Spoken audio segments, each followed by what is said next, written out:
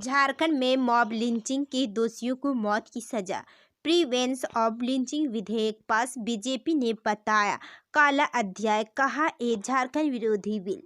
झारखंड विधानसभा के शीतकालीन सत्र के चौथे दिन राज्य में मॉब लिंचिंग रोकने के लिए झारखंड भीड़ हिंसा एवं भीड़ लिंचिंग निवारण विधेयक 2021 पास हो गया है। संसदीय कार्य मंत्री आलमगीर आलम ने विधेयक को सदन में प्रस्ताव रखा, जिस पर स्पीकर ने मतदान कराया और सभी ने अपना मत भी रखा। वहीं विधेयक पर चर्चा के दौरान बीजेपी ने जमकर हंगामा किया। बीजेपी के विधायक वेल तक पहुंच गए। उन्होंने इस कानून सरकार की पर तुष्टीकरण का आरोप भी लगाया। पार्टी के 3 विधायकों अमर बावरी, अमित मंडल और रामचंद्र चंद्रवंशी ने संशोधन प्रस्ताव भी लाए, लेकिन सभी खारिज कर दिए गए। कोरोना में झारखंड के 1600 उद्योग बंदी के कगार पर, सरकार कॉरपोरेशन बनाकर चिन्हित कर रही। सरकार ने शुरू की इन्हें पुनर्जीवित करने की तैयारी। कोरोना काल में झारखंड की 1600 औद्योगिक इकाई रुग्ण हुई है। झारखंड सरकार ने इसकी जानकारी विधानसभा में दे दी। कांग्रेस नेता प्रदीप यादव के सवालों का जवाब देते हुए प्रभारी मंत्री मिथिलेश ठाकुर ने बताया कि 1600 उद्योग रुग्ण घोषित किए गए हैं। CSR के तहत उन्हें भी पुनर्जीवित करने की मंशा सरकार की है। इसमें सरकार सफल भी होगी। उन्होंने बताया कि ऐसे उद्योग अन्य उद्योगों को चिन्हित करने के लिए एक कॉरपोरेशन का गठन किया गया। कॉरपोरेशन सूची उपलब्ध कराएगी। इसके बाद सरकार उन्हें पुनर्जीवित करते हुए इन उद्योगों को पुनर्जीवित कराएगी। 12 महीने बाद रामगढ़ के गोला डेली मार्केट में सब्जी बेचने पहुंचे किसान। कोरोना काल में हुआ था बंद। आखिरकार 21 महीने बाद रामगढ़ जिला अंतर्गत गोला, दुलमी और चितरपुर प्रखंड क्षेत्र के किसानों का धैर्य टूट गया है, जिस कारण क्षेत्र के किसान पारंपरिक रूप से गोला के बनतारा में बनाए गए डेली मार्केट में ही सब्जी बेचना शुरू कर दिया है।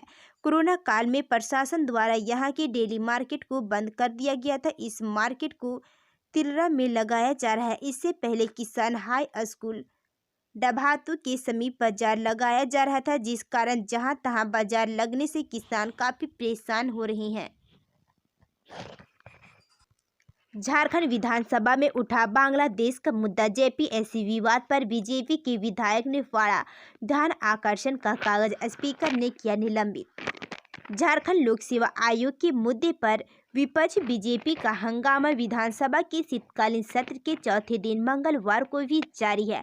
सुबह से बीजेपी के विधायक वेल में आकर हंगामा कर रहे हैं, नारेबाजी कर रहे हैं। इस बीच खूंटी से बीजेपी के विधायक नीलकंठ सिंह मुंडा ने बांग्लादेशियों का मुद्दा उठा दिया। मामला यही नहीं थमा। बढ़ते हंगामे के बीच ध्यान आकर्षण के दौरान जब बीजेपी के हजारीबाग विधायक मनीष जायसवाल का नाम पुकारा गया तो उन्होंने सरकार पर मुद्दे को नजरअंदाज करने का आरोप लगाकर ध्यान आकर्षण का कागज ही फाड़ दिया। इसका बहिष्कार कर दिए। उनके साथ सभी बीजेपी विधायक वेल में आकर बैठ गए।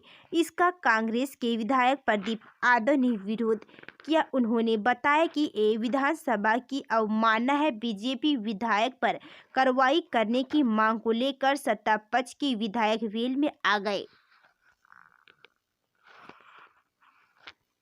TTPS की बड़ी उपलब्धि। बिजली के क्षेत्र में कितना अहम है पावर ट्रांसमिशन करने की मिली शक्ति। झारखंड सरकार के महत्वपूर्ण लोक उपक्रम ललपनिया स्थित तेनूघाट थर्मल पावर स्टेशन के लिए सोमवार का दिन ऐतिहासिक रहा। सितंबर 1996 में TTPS के 2 में से पहले यूनिट से व्यावसायिक उत्पादन शुरू होने के 25 वर्षों बाद प्लांट से पतरातू या Bihar Sharif transmission tower line में 400 kV पर पावर ट्रांसमिशन करने की शक्ति मिली है। दरअसल परियोजना के निर्माण काल के समय से ही 400 kV पर पावर ग्रिड में विद्युत संरचना का ढांचा बनाया गया था। 400 kV और 220 kV के 2 स्विच यार्ड है, लेकिन 400 केवी के स्विच यार्ड को चार्ज नहीं किया गया था और 220 केवी पर उत्पादित बिजली का संरचना कराया जा रहा था। हालांकि पावर ग्रिड की ओर से 2011-12 में इसे चार्ज करने को लेकर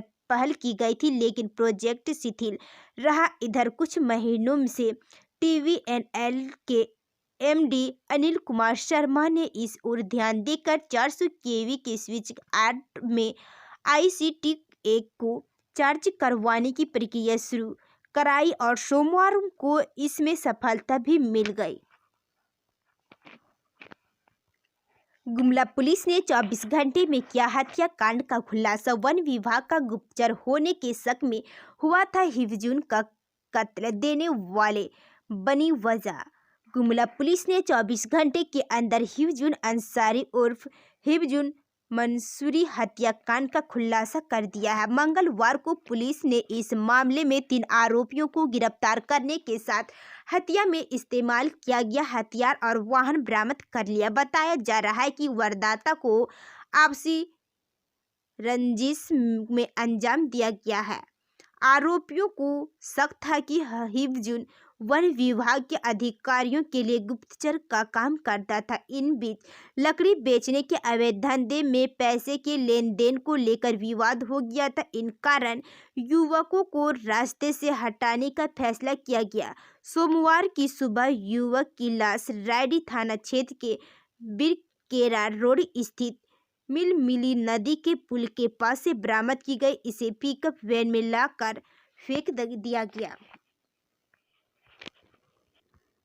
सदन से सड़क तक जेपीएससी का विरोध। आंदोलनरत अभ्यर्थियों ने जेपीएससी का अंतिम संस्कार किया। विधानसभा में सीएम के बयान का किया विरोध।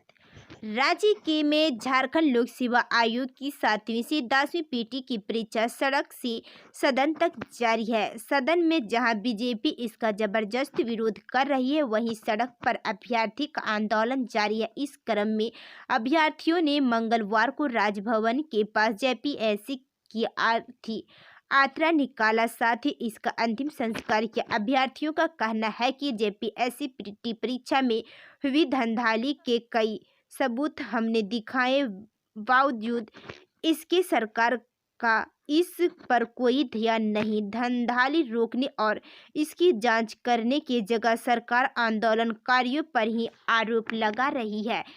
इसी से नाराज होकर अभ्यर्थियों ने मंगलवार को इसका अंतिम संस्कार किया। इस दौरान अभ्यर्थियों ने जेपीएससी मुर्दाबाद, जेपीएससी पीटी परीक्षा रद्द करो, हेमंत सरकार हाय है, सीट बेचना बंद करो के नारे भी लगाए। जेपीएससी कृषि सेवा परीक्षा में पलामू के शशिकांत ने पाई सफलता। गुमला के महेश और राहुल भी बने अधिकारी।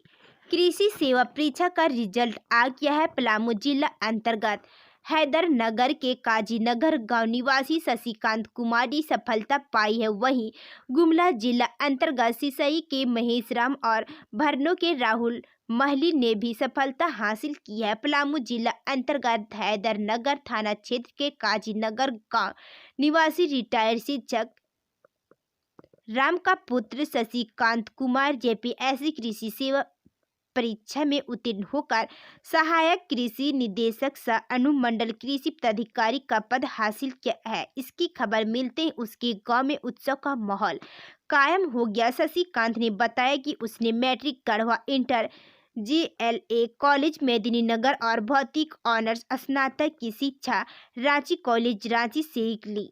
इसके बाद UPSC व JPSC की परीक्षा को लेकर प्रयास करता रहा।